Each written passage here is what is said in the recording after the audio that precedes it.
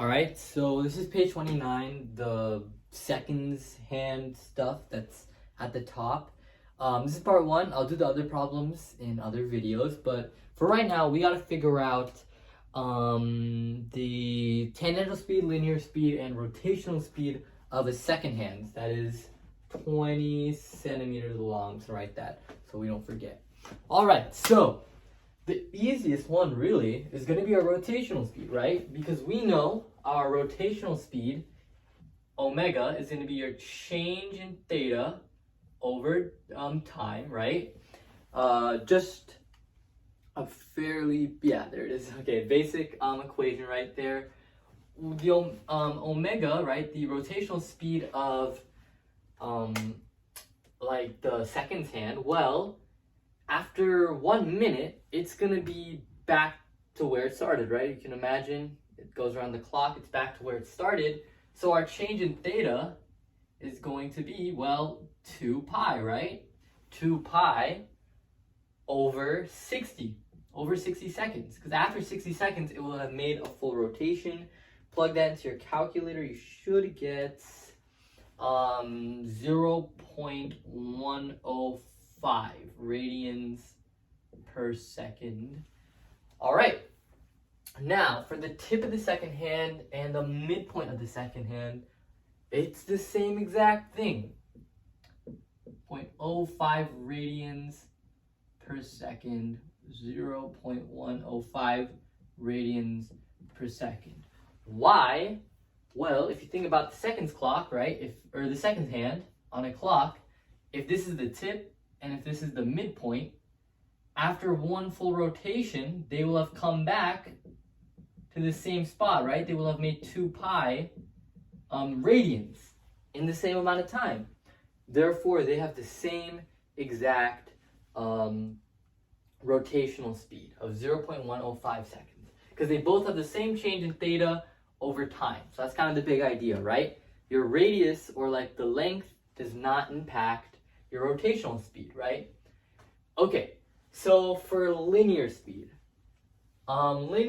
is referring to the speed of like traveling across the x or y axis, really. So if you think of like a bicycle, it's rotating, but it also has linear speed because it's, it's traveling through the street or whatever. For this case, there really isn't a linear speed. I'd cross it out and maybe say there isn't really a clear linear speed for any of these. Like, they're all staying in the same spot. The whole second hand is just in the same spot. It's not really moving anywhere. I'll just say right now it does not have linear speed. I could be wrong on that, so you can just let me know if there is a linear speed, but that's how I would say. And now for the tangential speed. Okay, so the tangential speed is, it's the idea of like bridging from your rotational variables to your linear or your tangential variables, right? The linear stuff. So for the seconds hand, the tangential speed, the thing is, there's not really a tangential speed for the full seconds hand, right? It rotates, but that's, it doesn't have a specific point which we can call the seconds hand and say that that's the tangential speed, right?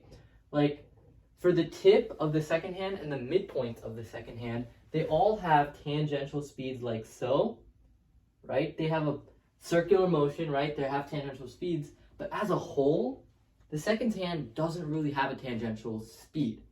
If you think about the bridge equation, V equals omega times R, the seconds hand has an omega, but it doesn't really have a radius, right? You might be saying, oh, well, it's 20 centimeters. Why can't you use that?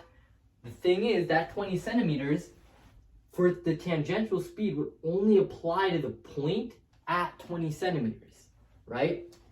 There isn't really a clear way to get the tangential speed of the seconds hand, right? Because each point has different speeds. For the tip of the seconds hand, you would use that V equals omega times R, with omega is at 0.11 radians per second, or 105. Multiply by the radius, which is 0.2, the distance, I should say, really. 0.2 meters, right? Yes? I think that's 0.2. And then multiply that by 0.2. You should get V is right around 0.021 meters per second, right? So we're just using the bridge equation, and there we go. We can bridge between the rotational speed and the linear speed.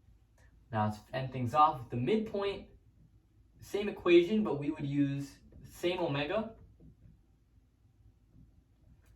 0.1 meters. We're using half of the distance of 20 centimeters to get the midpoint distance.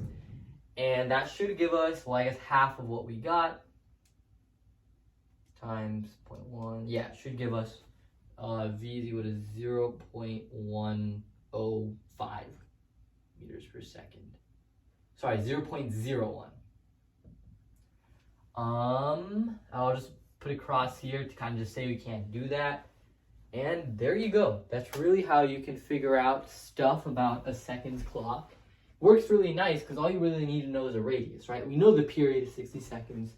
So there you go. I will make the rest of the page probably like right now. So yeah, thanks for watching. Let me know if you have questions.